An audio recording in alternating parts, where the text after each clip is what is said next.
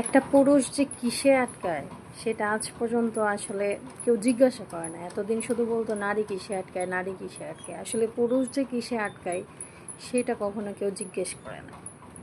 না হলে ওই যে কয়দিন আগে কি রিসেন্টলি একটা ঘটনা ফেসবুকে অনেক বেশি দেখতেছি, যে একটা মহিলা তার স্বামীকে একটা কিডনি দিয়ে দিছে, তার একটা নতুন জীবন দিছে, তারপরও সেই নারী তার হাজব্যান্ডকে ধরে রাখতে পারলো না।